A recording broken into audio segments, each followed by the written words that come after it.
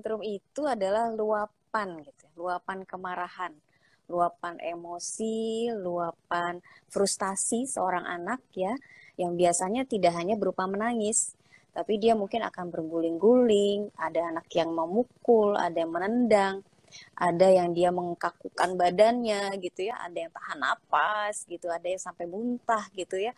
Dan itu bisa terjadi pada anak-anak di masa awal-awal perkembangan.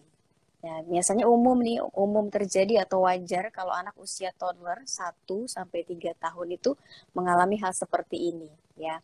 Ada memang beberapa anak yang sampai usia prasekolah atau sekolah masih tantrum, tapi biasanya semakin bertambah besar, kejadian tantrum itu semakin berkurang. Tapi tantrum ya merupakan luapan emosi gitu ya dari seorang anak dan rasa frustasinya terjadi ya karena mereka belum mampu mengekspresikan dengan baik gitu perasaan mereka ya. Jadi anak-anak usia 1 sampai 3 tahun kan belum bisa bilang ya aku marah gitu kan, aku sedih, aku capek, tuh belum bisa bilang. Nah, itu yang membuat mereka kemudian jadi meluapkannya dalam bentuk perilaku. Nah, sebenarnya kita mesti paham dulu ya, kenapa seorang anak itu bisa tantrum, ya kan? Nah, tadi kan kita tahu bahwa anak yang tantrum itu biasanya paling sering di usia toddler 1 sampai 3 tahun. Nah, pada saat itu mereka lagi di fase independen, pengennya tuh ngerjain semua sendiri, gitu. Pengennya bisa melakukan semuanya sendiri. Nah, pada anak-anak yang punya karakteristik temperamen tertentu, misalnya temperamen yang sensitif, yang memang mudah untuk marah, mudah untuk frustasi gitu ya. Kemudian sulit beradaptasi dengan lingkungan baru, akan lebih mudah tantrum. Kemudian yang kedua, anak-anak yang mereka kecapean gitu ya, mereka kelaparan, mereka ngantuk, itu kadang-kadang pada usia-usia ini mereka juga bisa tantrum gitu ya. Kemudian anak-anak yang tadi berada di situasi yang berubah dengan tiba-tiba dan mereka overwhelmed gitu ya, overwhelmed, nggak bisa mengatasi perubahan, nggak bisa beradaptasi dengan cepat, itu bisa bikin mereka tantrum. Atau mereka yang dilarang, nah, yang tadinya pengen ngerjain apa sendiri, terus dilarang sama orang tuanya gitu ya, nah itu bisa bikin mereka tantrum gitu. Jadi banyak hal yang bisa membuat seorang anak tantrum. Nah, itu yang perlu kita kenali sehingga kita tahu nanti mesti bagaimana ketika anak kita mengalami tantrum. Nah, jadi kalau misalnya anak kita tantrumnya karena dia dilarang, ya, dilarang untuk melakukan sesuatu misalnya ya. Ada anak yang dilarang untuk misalnya untuk makan permen gitu kan. Nah, kita larang nih untuk makan permen. Biasanya kalau dilarang pasti langsung timbul tantrumnya. Nah, alternatifnya adalah kita harus kasih pilihan lain gitu. Kita mesti kasih pilihan lain. Jadi anak itu dia nggak akan terlalu marah gitu. Oh, ternyata ada pilihan lain yang juga sama enaknya gitu ya. Atau kita alihkan perhatiannya ke yang lain. Misalnya pada saat itu dia rebutan mainan nih sama temen gitu misalnya ya. Nah, kita bisa alihkan perhatiannya kasih mainan yang lain gitu. Jadi ada alternatif lain. Atau kalau misalnya dia menangisnya itu karena pokoknya dia nggak mau pergi dari suatu tempat permainan, misalnya gitu ya. Nah, itu kan sering tuh kalau di mall gitu, di tempat umum, wah udah sampai teriak-teriak, anaknya guling-guling. Nah, kalau kayak gitu, mau nggak mau, karena tempat ramai, kita harus pindahkan gitu ya. Kita pindahkan anak kita, cari tempat yang lebih nyaman, yang lebih sepi, sehingga dia bisa meluapkan emosinya dengan lebih lebih aman gitu. Atau kalau misalnya kita lihat pokoknya dia marah gitu ya, misalnya karena mungkin habis kecapean, terus lagi belanja, anak-anak ini kan kadang-kadang kalau capek akhirnya cuma merengek, terus akhirnya marah-marah gitu ya. Nah, kalau seperti itu ya ya udah berarti kita kasih dia, kita peluk, kemudian kita ya kita apa namanya kita ayun-ayun biar tidur gitu ya. Jadi sangat tergantung dari kira-kira ini penyebabnya apa gitu. Dia mengalami tantrum itu. Jadi ketika anak tantrum di tempat umum, yang pertama tuh sebenarnya anak orang tua tuh perlu cool down ya, maksudnya jangan panik dulu gitu. Karena begitu kita kelihatan panik, kita ikutan emosi, anak tuh akan semakin menjadi-jadi biasanya. Jadi kitanya tetap tenang gitu kan, kalau dia menunjukkan perilaku yang menghebohkan seluruh ruangan gitu ya, tempat, atau dia malah memukul orang atau melempar barang, ya memang harus kita angkat. Nah, kita pindahkan ke suatu tempat dan membiarkan dia meluapkan emosinya. Yang penting kita mengawasi gitu. Jadi kita nggak ladeni gitu ya, kita nggak ladeni, kita awasi saja, biarkan dia belajar meluapkan emosinya. Begitu nanti dia tenang, baru kita dekati dan kita peluk, kita ajak bicara baik-baik gitu. Jadi didiamkan tuh artinya bukan berarti kita nggak ngapa-ngapain atau kita tinggalin, bukan, tapi kita memberikan kesempatan ruang kepada anak untuk bisa mengatasi nih emosinya gitu, keluar. Sama lah kayak kita ya, kita juga kan kadang-kadang para moms juga kan suka kesel gitu ya, capek ngadapin anak-anak, semuanya pada teriak-teriak misalnya gitu ya. Nah kan pasti butuh apa ya, butuh masuk ke dalam kamar, tarik napas dalam dulu gitu kan, begitu sudah tenang baru ketemu lagi sama anak-anaknya. Nah anak-anak pun begitu, mereka juga butuh diberikan kesempatan buat meluapkan emosinya dulu, yang penting aman, jadi tidak melakukan perilaku yang menyakiti dirinya.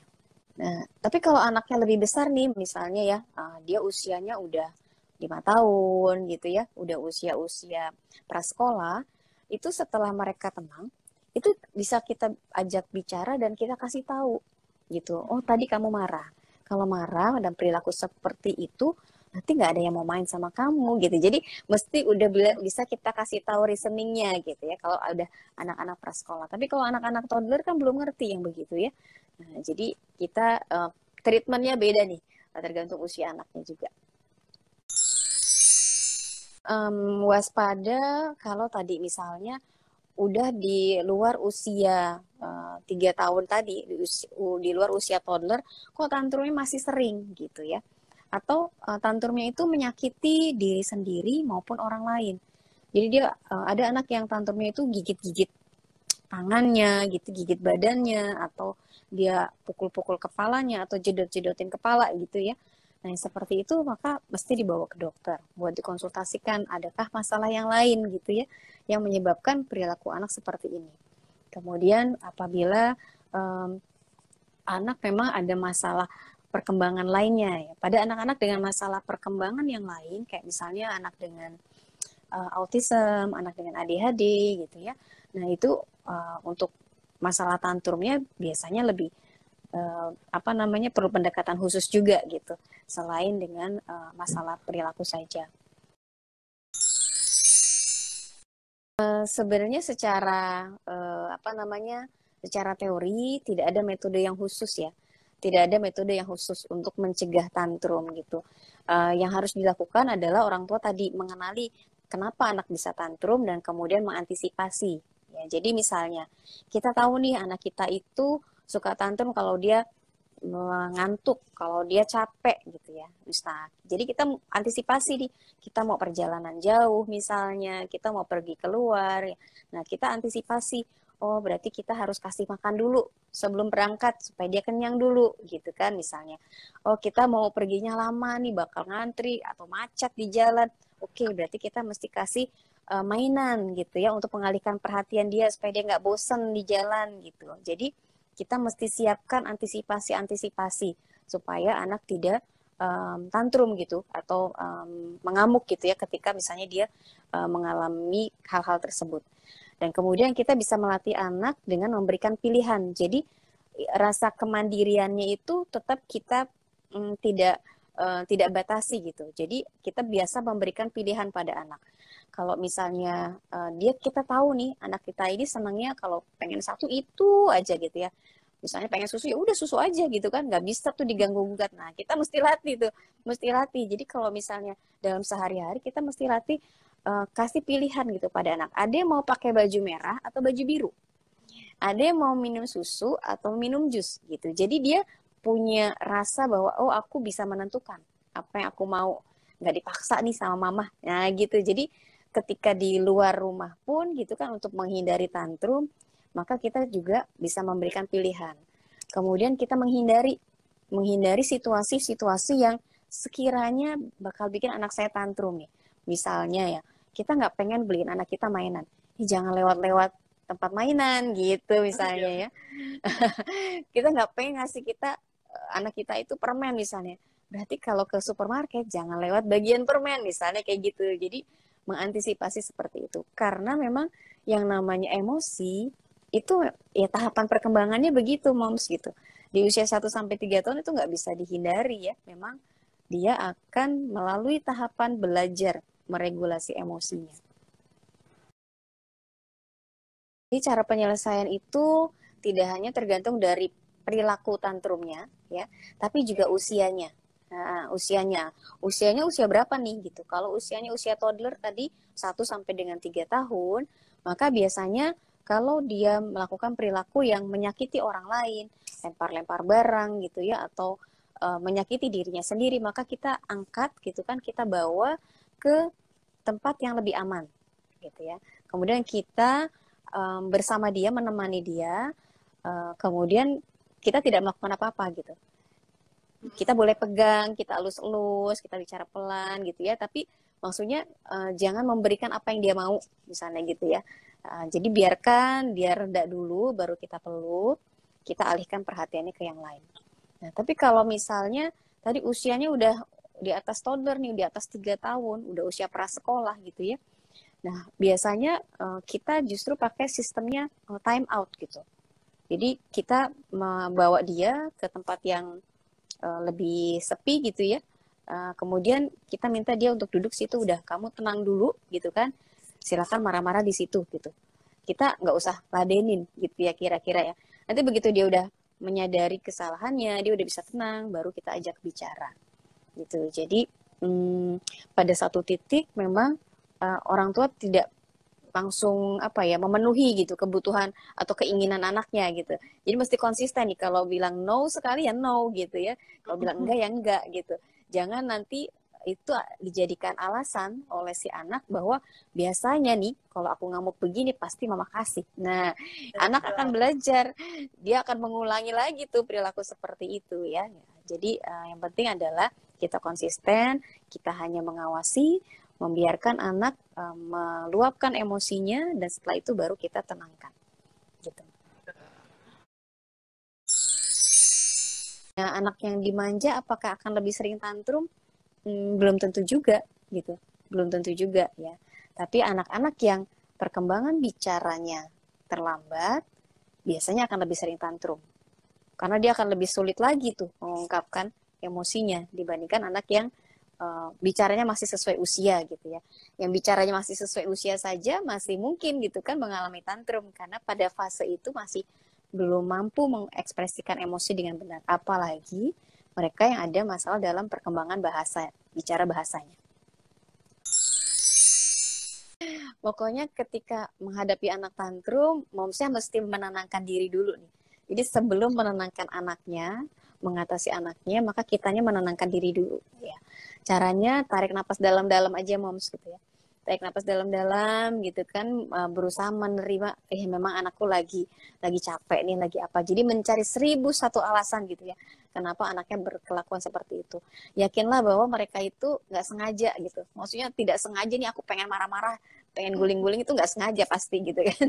Bukan untuk bikin marah moms dan date-nya gitu, bukan ya. Tapi memang dia emang lagi menghadapi situasi yang dia nggak bisa mengatasinya gitu ya. Jadi kitanya yang mesti memahami gitu, memang ekstra sabar, dan ketika itu tadi tarik napas dalam, kemudian kalau overwhelming, orang tua juga bisa overwhelming ya dengan emosinya, maka step out dulu aja gitu kan. Step out dulu ke apa namanya, ke ruangan yang lain, misalnya itu di dalam rumah ya, ke ruangan lain, sudah tenang, baru ketemu sama anaknya. Jadi anak juga tidak menjadi korban luapan emosi kita. Jika kita bersikap berlebihan, maka anak pun akan mencontoh. Jadi ketika misalnya anak melakukan suatu kesalahan, terus dia nangis-nangis, terus orang tua masalah teriak gitu, kan marah gitu, anak pun akan meniru gitu. Anak pun akan meniru. Ketika misalnya orang tua juga mukul atau melempar gitu ya, anak pun meniru, dia akan meniru perilaku tersebut gitu. Jadi kita mesti menjaga juga nih sikap dan perilaku kita ya ketika kita berusaha menghadapi anak yang tantrum, karena akan ditiru sama anak-anak kita. Anak yang murni tantrum sama dengan anak yang gangguan sensori, tantrumnya sama aja. Maksudnya ya dia luapan emosi juga, dia guling-guling juga sama gitu ya. Tapi mungkin kalau misalnya anak yang dengan gangguan sensori bisa jadi lebih sering gitu mengalami hal tersebut karena dia memang punya masalah yang itu mengakibatkan adaptasinya jadi lebih sulit gitu ya terhadap berbagai macam perubahan di sekelilingnya. Nah, dibandingkan dengan anak yang tidak ada masalah gitu. Tapi bentuk tantrumnya bisa jadi sama aja.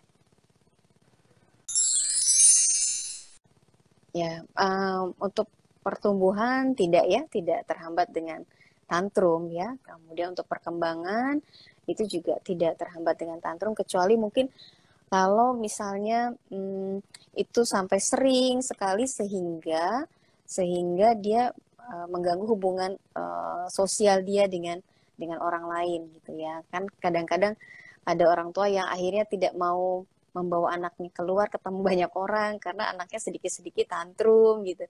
Nah, biasanya mungkin pengaruhnya lebih ke arah sana. Kalau untuk anak usia 1-3 tahun mungkin sulit ya. Mungkin sulit gitu pada fase itu karena mereka memang belum paham. Jadi kita biasanya bisa juga memuji gitu ya, meng-acknowledge gitu perilaku-perilaku positif mereka gitu. Misalnya kita bilang gitu, ih mama seneng deh kamu mau berbagi nih sama temennya kayak gitu. Nah jadi mereka tahu oh mana ya perilaku yang baik gitu ya, yang mendapat pujian dari orang tuanya, mana perilaku yang tidak baik misalnya gitu ya. Jadi itu bisa itu untuk anak-anak usia 1-3 tahun. Nah, untuk anak-anak yang lebih besar, nah sebenarnya itu lebih mudah sebenarnya untuk anak-anak prasekolah bisa ketika mereka sudah mulai calm down, sudah mulai tenang, kita bisa langsung edukasi gitu.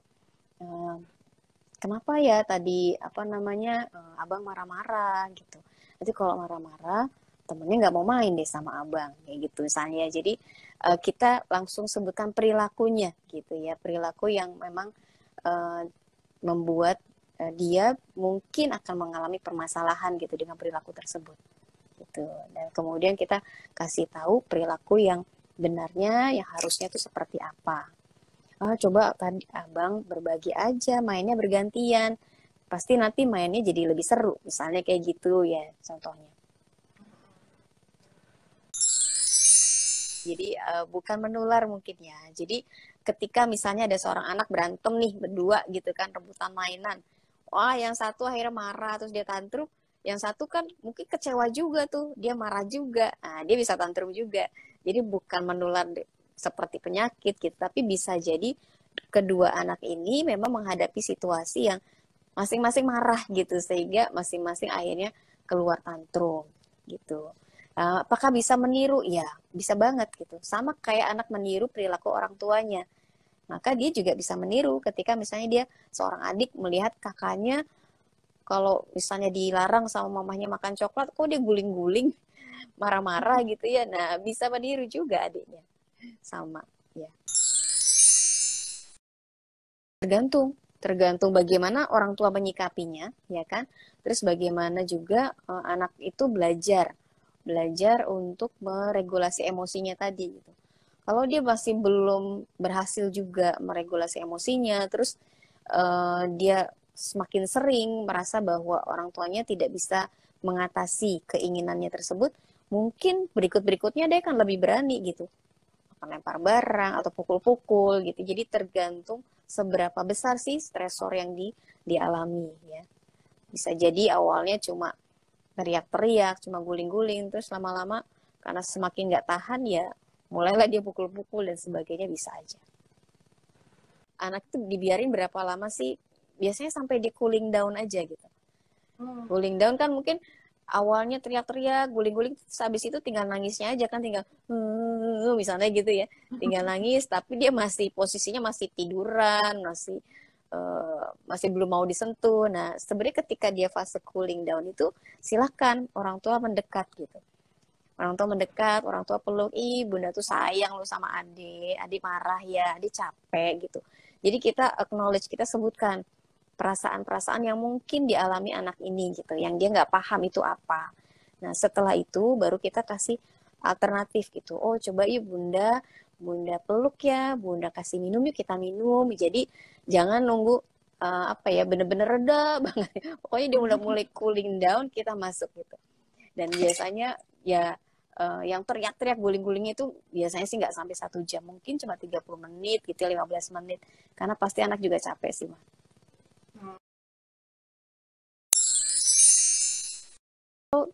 Selalu kita melakukan seperti itu, nanti anak akan belajar. Wah, biasanya nih kalau aku sampai guling-guling gini, akhirnya mama ngasih juga. Nah, nanti dia akan ulangi lagi tuh perilaku seperti itu. Anak belajar gitu ya, anak belajar juga. Sehingga ketika kita tahu bahwa dia tantrumnya karena dilarang atau ingin sesuatu dan kita nggak kasih, kita tetap harus konsisten gitu. Kita kasih alternatif yang lain aja, moms, nggak apa-apa gitu. Biar anak juga belajar bahwa tidak semua keinginannya itu harus dituruti. Apalagi kalau itu sesuatu yang membahayakan dia ya. Tapi kalau misalnya itu sesuatu yang tidak membahayakan gitu ya, nggak ada alternatif lainnya ya, mungkin kita juga mesti belajar juga untuk memberikan, tapi dengan catatan-catatan gitu ya. Misalnya anak pengen beli donat gitu kan, padahal bentar lagi mau makan. Oh, orang tua kan, jangan kamu nanti mau makan gitu kan, nanti keburu kenyang apa segala macam gitu.